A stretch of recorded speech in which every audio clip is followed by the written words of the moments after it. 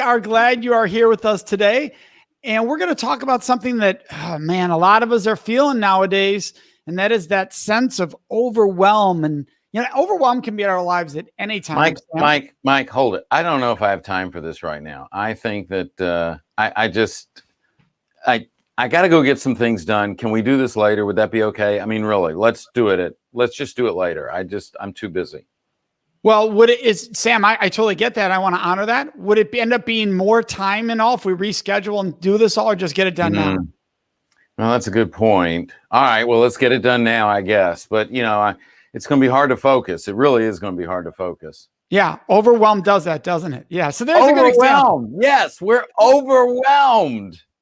And Sam and I are personalities that get overwhelmed all the time because when we hear about something new, we like to learn about it.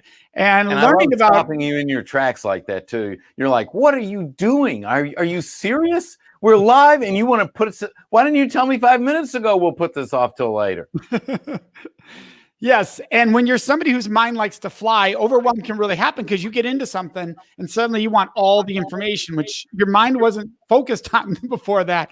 So it could be COVID-19. It could be I'm looking at a new computer system that allows us to do new things. It can be overwhelm of a purchase decision. It could be overwhelmed with your kids, and it could be overwhelmed of projects on in your workspace. Well, it's probably all that stuff, and your boss is overwhelming you, or the people that report to you are coming to you with 50,000 questions, and there's a way to eliminate that. That's a separate issue, but it's so easy to just get so much piled onto us, and we don't even know where to start. And then many times we just don't start. We just close down and withdraw.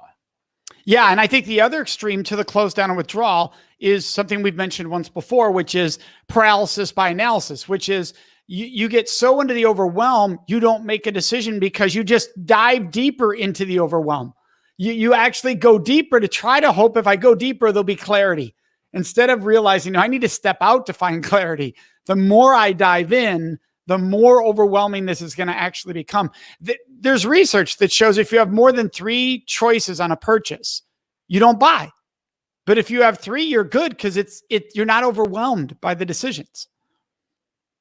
Yeah. Well, it's that's there's just so much coming at us right now. So the question is, can we eliminate what's coming at us? Can we reduce what's coming at us? And then how do we deal with what's coming at us? And I think part of it in our organizations, those organizations that have really established what their values are and they're living their values.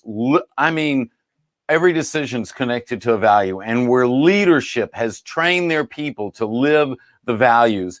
Those organizations, I find, are much more peaceful to work inside of because everyone knows how to make decisions. They don't have to go back upstream to someone and ask their opinion. They also know when their boss has their back that they're not going to get stabbed in the back because something didn't work out. They made a decision based on a value. And when that autonomy and that power is pushed down, then that frees people to move forward. And that's one way to reduce overwhelming. It's one way to reduce overwhelming for the leader. It's also a way to reduce overwhelming for everyone else because they know they're just free to make a decision. They don't have that worry. They can make a decision, move on to the next issue. Yeah. And the other big piece to this is, do you have a culture of respect where you're going to even be aware that you're overwhelming me, that you're giving me too much? Am I going to feel safe to tell you I'm overwhelmed? Look, if I'm safe to tell you this is going to overwhelm me, I'm way less likely to get overwhelmed because I can express that before it occurs. Also, when I do get overwhelmed, I don't feel double, triple stressed of what's going to happen, how you're going to react, because I know, okay, I am overwhelmed and they're going to understand.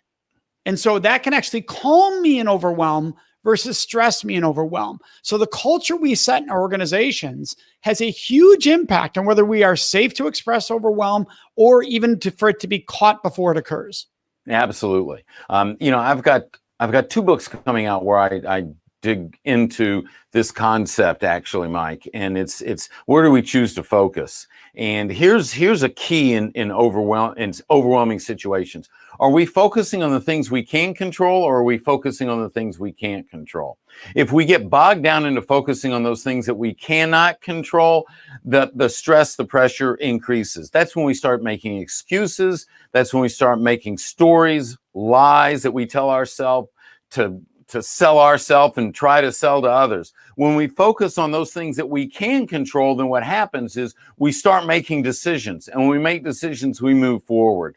So, and especially when there's so much coming at us these days, we need to be able to determine what is in our control, what are our options, make the best choice you can, and then move forward, because otherwise it's just going to grow and build and fester, and then that's going to paralyze us. Yeah, and I want to make sure everybody watching or listening has a tool set they can use in these moments. And I love the 10-10-10 rule, which is when you are in overwhelm and you think there's everything, all these things you have to do right now, take one moment and pause and just do the simple 10 months from now, which of these is going to be paramount that I got accomplished 10 months from now?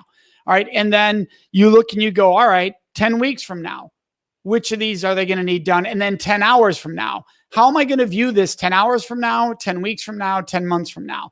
And when you do that, it makes it much clearer what is the priority right now, because you recognize this one's going to impact us forever if we get it done on time, right? Mm-hmm. And which ones you can be late on if you have to be late on something.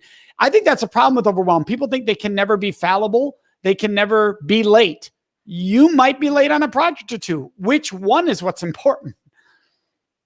Yeah, and the other thing is this perfection, is this driving for perfection, which I've never met anybody that's able to achieve that. So the question is, how do we achieve excellence? And then how do we move on? But if we're waiting for the perfect moment, if we're waiting for the perfect result, if we're waiting for the perfect anything, it's going to never show up. And then again, that's going to build and it's going to create this anxiety that we have. And so I'm not saying settle for subpar. I'm not saying settle for less. I'm saying work as hard as you can to do something as good as you can possibly do it, but do not strive for perfection. Strive for excellence. Yeah, they've shown that most of the greatest innovations that went out in the world went out at about 80 to 85% of perfection. But they finally realized we just got to get that out there. By the way, that's the iPhone. That's other things too. They never went out perfect.